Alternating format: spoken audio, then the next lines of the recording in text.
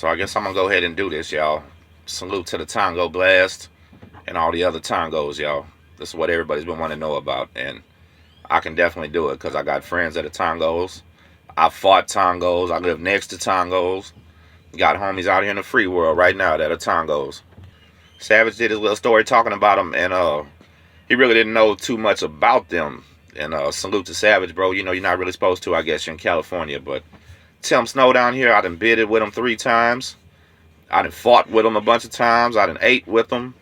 Got homies out here in the free world that are them right now. So I guess I'll go ahead and do this for the world that's curious.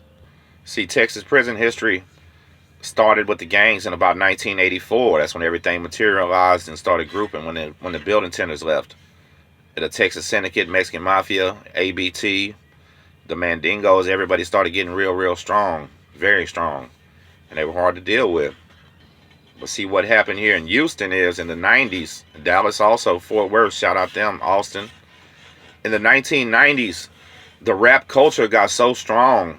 Salute to DJ Screw and his Screwed Up Clique, rest in peace, man. But his music got so strong, the culture was so strong, that the young Hispanic guys down here were rocking gold teeth, tattoos, Crips and Bloods, man, banging DJ Screw.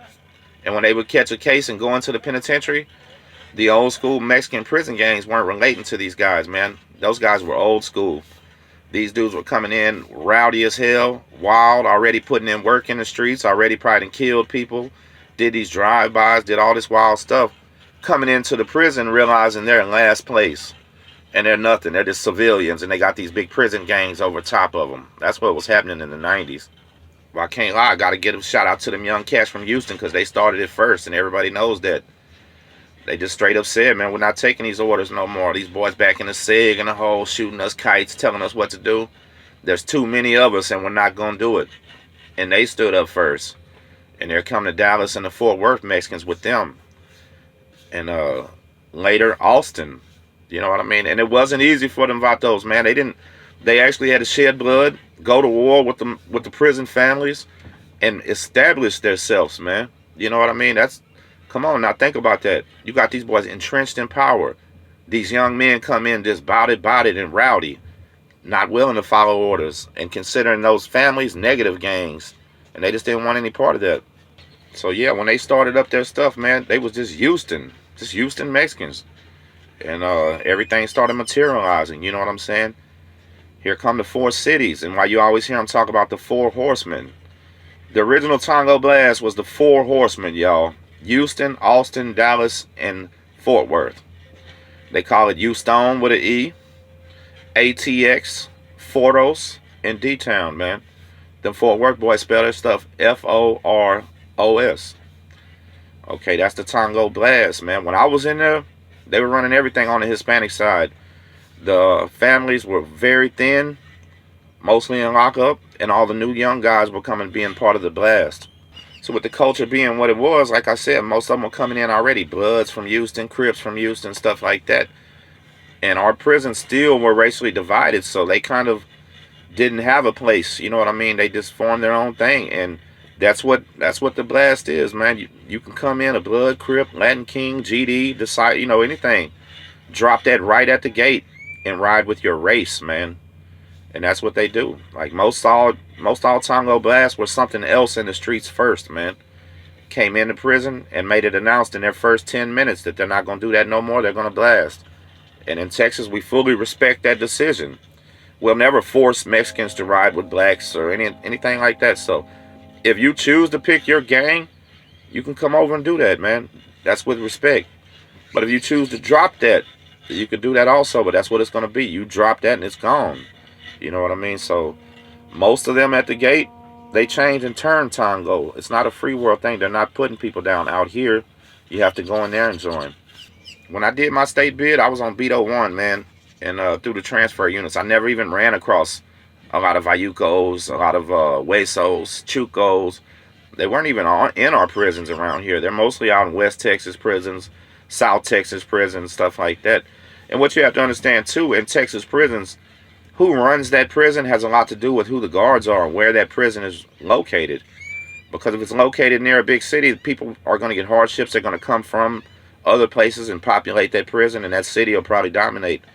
If it's somewhere like South Texas, the Hispanic inmates are always going to have the advantage because most of the guards speak Spanish.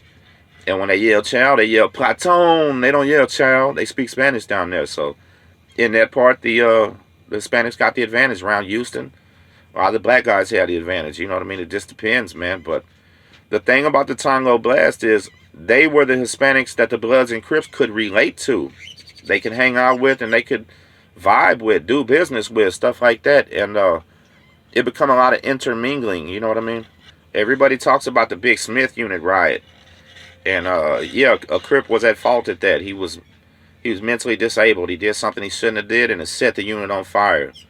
But there's no standing war between the Crips and the Tango Blast. Nothing like that, y'all. Don't get that in your mind. The Tango Blasts are not a mafia. They're not this multi-tiered level gang that's for life. None of that. What they are is Hispanic guys that are routed, bouted, and tough. They come in and claim their city, point blank, period. If you're from Houston, you come in and you're going to be a Houston. If you're from Dallas, you're going to come in and you're going to be a D-Town. If you're from Fort Worth, you're Foros. ATX, you're ATX. That's just what it is, man. You know what I mean? And they let other people join, too. I've seen actually one Asian Tango, and I've seen 3 white Tango Blasts that had big respect. Shout out to Wide Body from Bryan College Station. I seen him holding it down in a prison. I seen Lucky do 22 years in the feds, white, from Harlem Clark. Shout out to Lucky. Houston, one of the realest cats I know. And Aggravated Dave out of Galveston on the capital murder case. Dave is Tango Blast for life. You know, blasted up everywhere. Usually speaks where he goes. So this is what it is. They're good guys that are not part of that old gang organization where they hand you a knife and tell you go kill somebody and stuff like that. See, the thing about the Blast and why everybody respects them is, for one, they check every man coming in. They allow no weakness. You know what I'm saying? They heart checking every man that comes in. And like Saucy D said, man, a heart check, man, they giving them heart stops sometimes. They check their guys so hard. You know what I'm saying? Everybody got to do it. They don't allow no rats, no telling, nothing like that. They ain't taking anybody with a bad case. They ain't talking to the police. They're just doing their time, man. They really are. Just a bunch of guys grouped up, claiming their cities, doing their time the right way. And we got to respect that. You know what I mean? See, when I was down, it was just really the Blast. All those other things weren't even claiming Tango yet.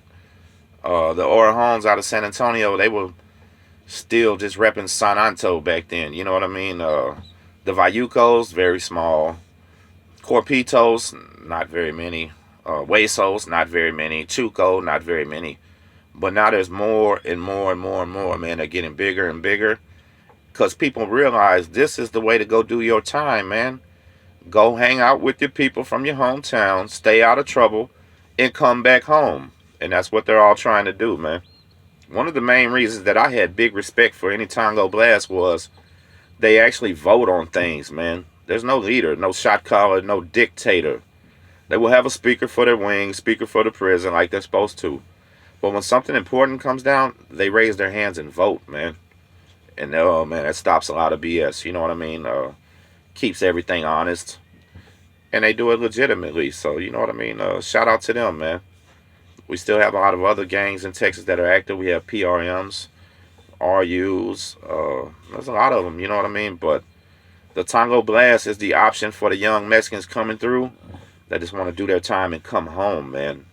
They don't want to do all the extra stuff. So we respect them, you know what I mean? When I was on Beto, the D-Town and Fort Worth Mexican bench was 2 behind us. The Houston and ATX bench was on the other side of the day room. They didn't even have it next to each other. We had them kind of strained up over there like that, you know what I mean? But to the feds, now that's what I'll talk about, Tangos and the feds now. See, when I hit Beaumont Medium, that was my first time ever experiencing all the other Tangos, because they're strong over there, man. Shout out to little Mike Moe from Flower Bluff, man, because he was holding it down over there on Beaumont Medium. Anybody from Flower Bluff know Moe? Mike Moe with the glasses, with the Sachis. He was a real cat and repping Corpitos. You know what I mean? Corpitos had a real big car over there. They have the shark. You'll see them with the 361, and they got a shark tattoo. You'll see the Vayucos. Man, the Vayucos were over there so deep too, man. all of them have giant palm trees tattooed on them with the Vayuco word on them. And Vayucos were strong over there also. There were Chucos. Chuco Vayuco. Now that's El Paso, y'all. The nickname for El Paso is Chuco Town. So they call them El Chucos or Chuco Tango and all of that. What were the other ones? There were a couple of them. Huesos from West Texas. All of them were there, man. There was no Tango Mexicles. That did not exist in the feds. I never seen it in the state either. They were still Paisas. You know what I mean? Mexicles was the state name. When I was in TDC, there was no Paisas. They were Mexicles. Come to the feds and they're called Paisas. But they're all pretty much the same thing. See, the crazy part about the Paisas, I had a good friend that was from Robstown, Texas, that he was born in America, and he ran with the Paisa car. And everybody was kind of wondering why he did that, because out of Robstown, he should have been Corpitos. But he said he was just felt more Mexican than anything, so he rode with them. But here's the crazy part. Now, listen, the Paisas kept a red list like a lot of gangs do, where if you're on that red list, next time they need somebody to put some work in, you got to go do it. You're the crash dummy next. And what I actually found out was the Tango Paisas, if you joined them and you were from the United States, you stayed on the red list 24/7. So my buddy was always the one having to go put in work just because he was an American in a Mexican gang. The Paisas over there, they were very business orientated, had a bunch of stuff going on, but the Tangos dominated them. In the day room, we had 7 TVs and the Tangos had 2. They would let the Paisas watch one, but if there was something that the Tangos wanted to watch, all Paisas got to get up and go in their cell, and they would do it all the time, man. That was understood that that was not their TV. They're just borrowing it. So, I mean, it's crazy, you know.